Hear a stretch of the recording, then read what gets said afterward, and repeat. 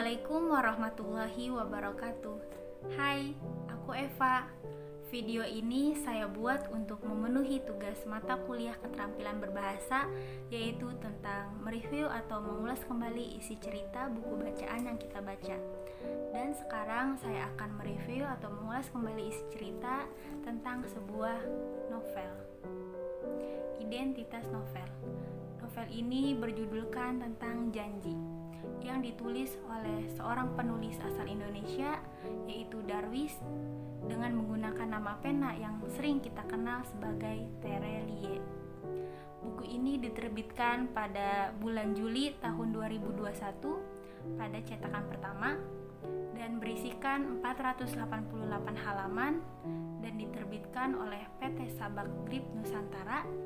Dan novel ini saya beli di Shopee dengan harga 71.200, tidak menggunakan tanda tangan, dan banyak di toko buku atau Gramedia terdekat. Sinopsis dari novel.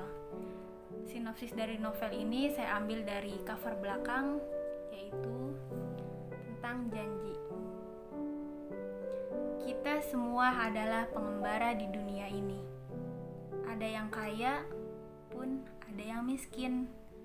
Ada yang terkenal, ternama, berkuasa, juga ada yang bukan siapa-siapa. Ada yang seolah bisa membeli apapun, melakukan apapun yang dia mau. Hebat sekali. Ada yang bahkan bingung besok harus makan apa.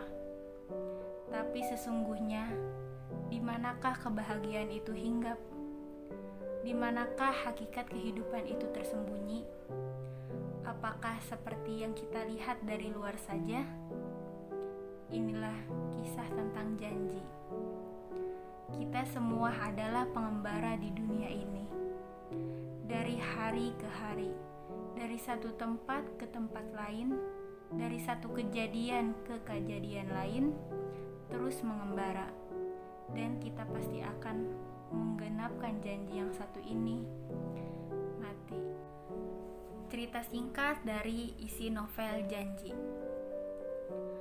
Novel ini menceritakan tentang 3 orang sekawan yang terkenal karena kenakalannya di salah satu sekolah agama Islam yang sering kita sebut pesantren. Kahar, Baso, dan Hasan namanya. Entahlah kenapa mereka begitu nakal. Bahkan beberapa hukuman telah dijatuhkan kepada mereka. Teman-teman serta guru-guru di sana pun sudah capek melihat tingkah mereka. Tapi mereka terus-terusan begitu nakal. Sampai suatu hari, 3 sekawan ini membuat kenakalan yang sangat fatal hingga dipanggil oleh Buya. Buya ini adalah seorang guru atau penerus pesantren yang diketuakan di tempatnya. Dan 3 sekawan ini dipanggil ke ruangan Buya. Buya memberikan hukuman untuk mengakui kesalahannya. Memang dasar 3 sekawan ini bukannya mengakui kesalahannya, malah membela dirinya dengan mencari berbagai banyak alasan. Namun, apapun itu alasannya, percuma saja. Bahkan banyak santri yang membicarakan bahwa Buya bisa berbicara dengan hewan. Pasti gampang saja Buya untuk mengetahui kenakalan dari 3 sekawan ini. Sebelum Buya menghukum Hasan, Baso, dan Kahar, ia menceritakan tentang masa lalu ayahnya. Ayahnya ialah seorang pendiri pesantren. Ia bercerita, pada ia umur 10 tahun ada santri yang sangat nakal. Kenakalannya melebihi 3 sekawan ini. Bahar namanya. Bahar sangat nakal.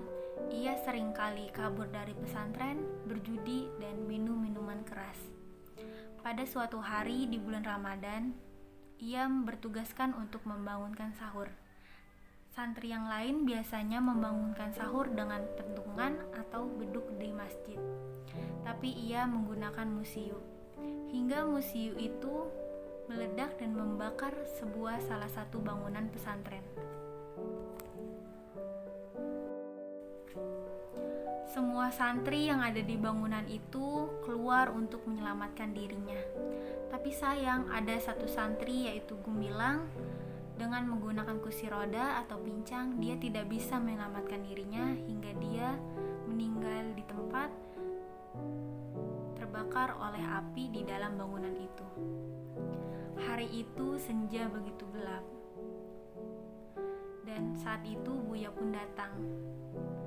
Bahar melihat Buya tertawa dengan ketus dan berkata, "Apakah saya sudah dikeluarkan dari pesantren ini?" Bahar memang ingin sekali dikeluarkan dari pesantren itu. Bahwa Buya sudah berjanji bahwa ia tidak akan mengeluarkan santrinya dengan kenakalan apapun. Tapi di hari itu Buya melanggar janjinya. Ia mengeluarkan Bahar. Tahun demi tahun telah berlalu. Sejak ayah Buya ingin wafat, ayah Buya berkata kepada Buya bahwa ia bermimpi 3 kali berturut-turut. Itu bukan mimpi biasa. Ia bermimpi tengah berada di gurun pasir yang sangat luas. Banyak orang-orang di sana seperti tempat pemberhentian. Terik matahari sangat dekat dengan kepalanya. Banyak orang yang kehausan, kelaparan, dan kepanasan. Bahkan tidak kuat untuk berjalan. Tapi saat Buya melihat ke arah depan, dan pada saat itu Buya melihat kendaraan yang sangat mewah, berwarna emas, beroda perak, dan terbang sangat indah. Buya melihatnya, dan ternyata itu Bahar. Bahar berkata kepada Buya, "Buya, cepatlah naik. Kau tidak pantas untuk berjalan di sini." Dan pada saat itu Buya memutuskan untuk mencari Bahar. Akan tetapi hingga sekarang Bahar belum ditemukan. Dan Buya memutuskan untuk menghukum 3 sekawan ini, yaitu tentang pergi untuk mencari Bahar. Carilah Bahar, kemanapun terbetik tentang Bahar, pergilah ke sana. 1 minggu, 2 minggu, hingga sebulan. Semoga perjalananmu membawa kebaikan dan pengalaman kepada kalian.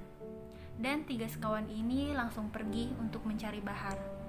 Pertama, yang 3 sekawan ini pergi ke kota Lapo, ibu kota provinsi, mencari dari orang ke orang hingga melewati ibu kota provinsi. Ia mencari dari tempat Bahar diusir sampai Bahar menikah. Ia selalu mencarinya. Sekian cerita singkat dari novel ini. Keunggulan dan kekurangan dari novel Janji. Sebenarnya perjalanan dari 3 sekawan ini tidak hampir sepekan. Namun dengan pengemasan yang epik, Terelie membawa pembacanya untuk seperti menjelajahi perjalanan bertahun-tahun.